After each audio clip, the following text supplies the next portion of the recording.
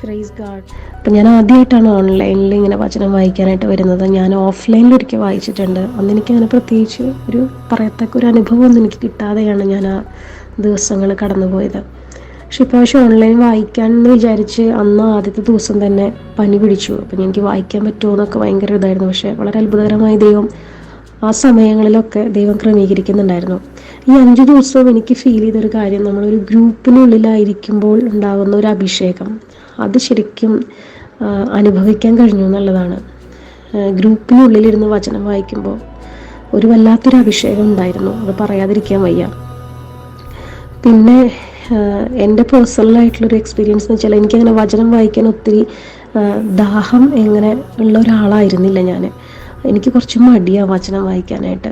എനിക്ക് സമയം കിട്ടിയ ഞാൻ പ്രാർത്ഥിക്കണം എന്ന് വിചാരിച്ചിരുന്ന ഞാൻ അപ്പം ജപമാലയാണ് സാധാരണ ഞാൻ ചൊല്ലുക. മാതാവിനോട് കൂടെ ഈശോയുടെ അടുത്ത് സംസാരിക്കുന്ന ഒരു അനുഭവത്തിലൂടെ, പ്രാർത്ഥിക്കുന്ന ഒരു അനുഭവത്തിലൂടെയാണ് പലപ്പോഴും എനിക്ക് അങ്ങനത്തെ അനുഭവങ്ങളാണ് എനിക്ക് കൂടുതലും തന്നിട്ടുള്ളത് ഈശോ.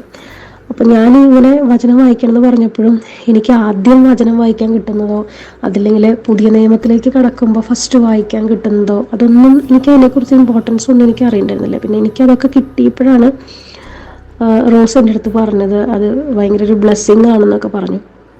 അപ്പോൾ അത് ശരിക്കും എനിക്ക് ഫീൽ ചെയ്തത് ലാസ്റ്റ് ദിവസങ്ങളിലായിരുന്നു.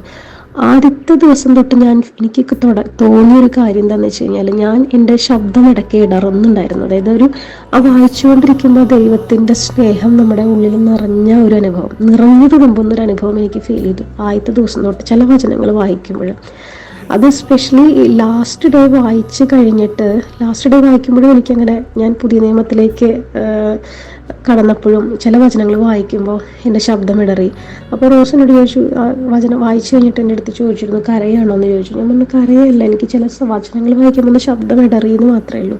പക്ഷെ അത് കഴിഞ്ഞിട്ട് അന്ന് ഈവനിങ്ങിലൊക്കെ ആയപ്പോഴും എനിക്ക് അൺകൺട്രോളബിളായിട്ട് എനിക്ക് കൺട്രോൾ ചെയ്യാൻ പറ്റുന്നില്ല. അതുപോലെ ഭയങ്കരമായ ഒരു ഗിഫ്റ്റ് ഓഫ് ടിയേഴ്സ് എനിക്ക് കിട്ടാൻ തുടങ്ങി.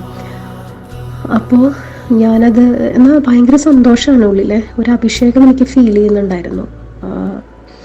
അതാണ് ഒരു ഗിഫ്റ്റ് ഓഫ് ടിയർ എനിക്ക് ശരിക്കും ഈ ദിവസങ്ങളിൽ ഞാൻ ഫീൽ ചെയ്തു എന്നുള്ളതാണ്. എനിക്കത് ഒത്തിരി അഭിഷേകത്തിൻ്റെ സമയമായിട്ട് ദൈവം അതിനെ ഉപയോഗിച്ചു എന്നുള്ളതാണ് എനിക്ക് കിട്ടിയുള്ളൊരിത്. ഇപ്പോഴും എനിക്ക് വചനം വായിക്കാനുള്ളൊരു ദാഹം, ഇത്ര നാളില്ലാതിരുന്ന ഒരു ദാഹം എൻ്റെ ഉള്ളിൽ നിറഞ്ഞതായിട്ട് എനിക്ക് ഫീൽ ചെയ്യുന്നുണ്ട്.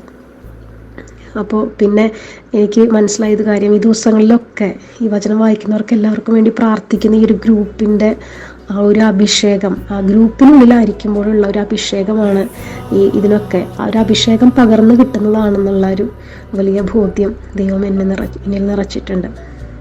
അപ്പോൾ എല്ലാവർക്കും ഒരിക്കൽ കൂടെ ഒത്തിരി നന്ദി. Praise God. Thank you.